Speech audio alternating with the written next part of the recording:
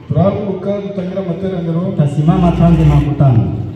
Turatangirana na Zaburi ya 34. Tutasoma Zaburi ya 34. Turatangira amateraniro gusoma Zaburi ya 34. Tutaanza makutano yetu tukisoma Zaburi ya 34. Turasoma mu izina rya Yesu Kristo. Tunasoma ndani ya jina la Yesu Kristo. Nzahimbaza Uwiteka iminsi yose, ishimwe rye rizaba mu kanwa kanje iteka. Uwiteka niwe umutima wanje uzirata. Abanyamubabaro babyumve bishime. Mufatanye nanjye guhimbaza Uwiteka. Dushirane hejuru izina rye. Nashatse Uwiteka aransubiza. Angiza ubwoba nari mfite bwose. Bamurebyeho babwirwa n'umucyo. Mu maso habo ntihazagira ipfunwe iteka. Uyu munyamubabaro yaratatse. Uwiteka aramwumva. Amukiza amakuba n'ibyago bye byose. Marayika w'Uwiteka abambisha amahema yo kugota abamwubaha, akabakiza. Nimusogongere mumenye ko Uwiteka agira neza. Hahirwa umuhungiraho. Mubahe Uwiteka mwabera bemwe. Kuko abamwubaha batagira icyo bakena. Imigunzu y'intare ibasha gukena no gusonza, ariko abashaka Uwiteka bazagira icyiza bakena. Bana bato nimuze munyumve, ndabigisha kubaha Uwiteka. Ninde ushaka ubugingo agakunda kurama, kugira ngo azabone ibyiza, ujye ubuza ururimi rwawe rutavuga ikibi, n'iminwa yawe itavuga iby'uburiganya. Va mu byaha ujye ukora ibyiza, ujye ushaka amahoro uyakurikire, kugira ngo uyashikire. Amaso y'Uwiteka ari ku bakiranutsi, n'amatwi ye ari ku gutaka kwabo. Igitsure cy'Uwiteka kiri ku bakora ibyaha, kugira ngo amareho kwibukwa kwabo mu isi. Abakiranutsi baratatse, Uwiteka arabumva. Amen.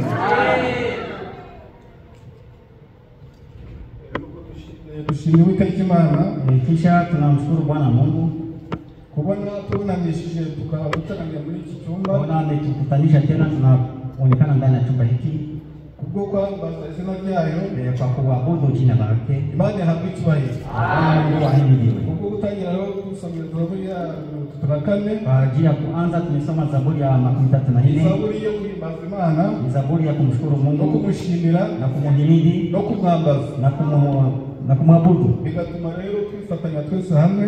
Inaacha sasa tunashiriki pamoja sote na karibia Mungu ndani ya ombi. Buri wese rero nabombeka amaso, mtu afunge macho yake, icishe bugufi, buri wese yambaza Imana, kila mtu aombe Mungu. kugira ngo tutangire amateraniro, tuanze makutano yetu izina rya Yesu Kristo. ndani ya jina la Yesu. Buri wese arasenga. Kila mmoja ataomba.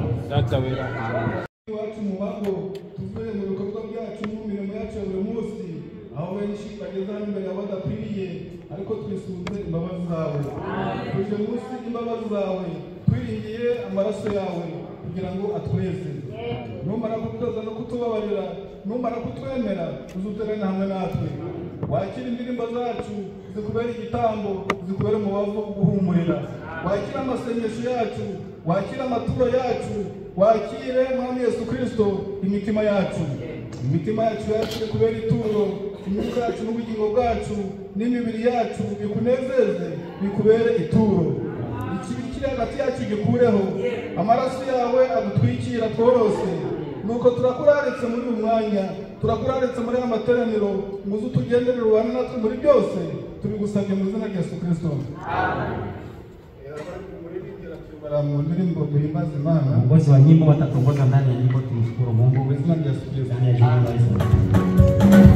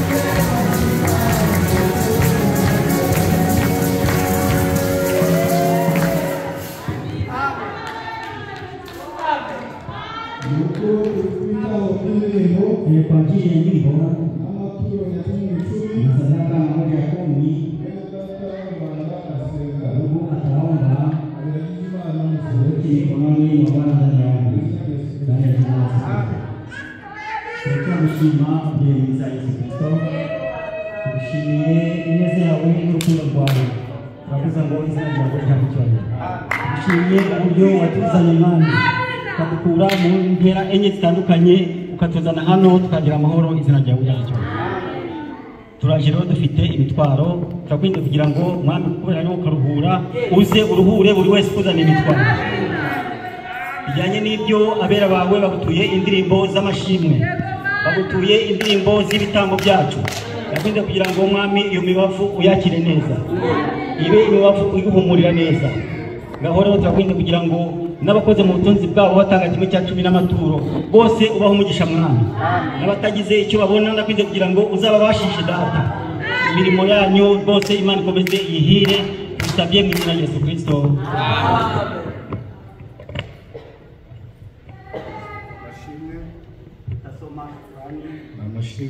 Ni shukrani ya siku ya leo.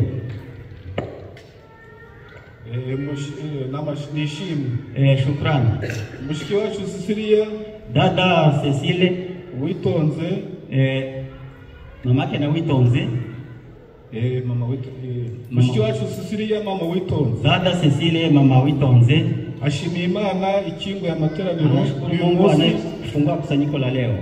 Ashimye Imana yaruhuye umukazana we, anashukuru Mungu sababu Bwana Mungu ameponya mtoto wake amahoro salama uri muri Afrika, iko Afrika, yabikoze ishimwe aliyetenda yote kwa jina la Yesu.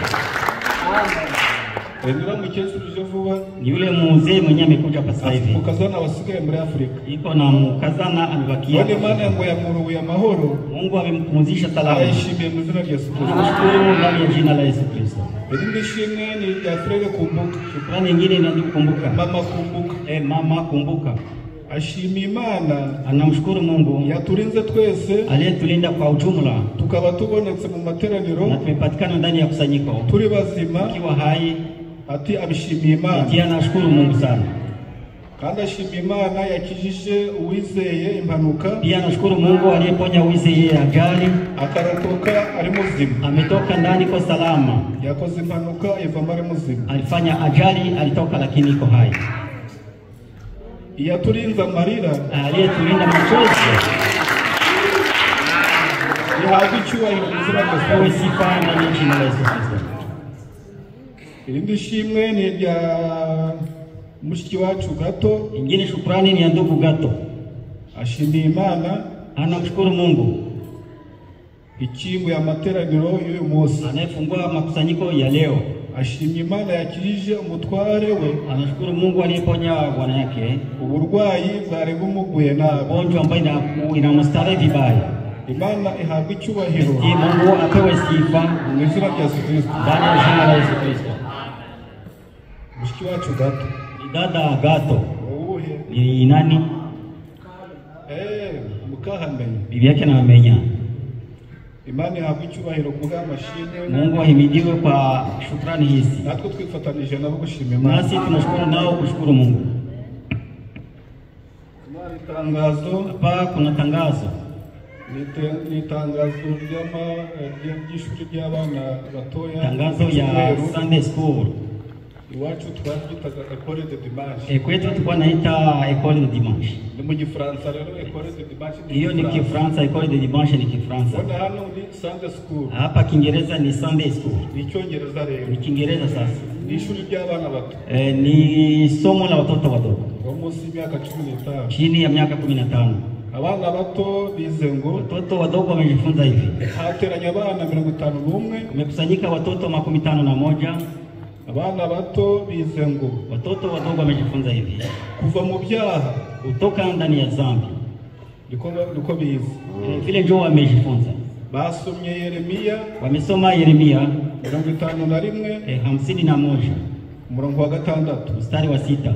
Basoma no muri Petro ya mbere, wakasoma pia Petro wa kwanza gice cya mbere, shairi ya kwanza umurongo wa 13, mstari wa 13. Abana bakuru, watoto wakubwa bize ngo, wamejifunza hivi.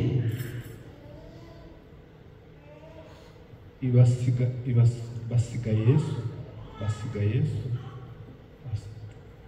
bize ngo wamejifunza hivi, basiga Yesu, wanaacha Yesu. mbese ubwo si Yosefu na Mariya bamusizera? Haiko Josefu na Maria ndio walimwacha, Uko bishatse kuvuga ndio vile manake niko babyanditse gusa vile ndio wameandika.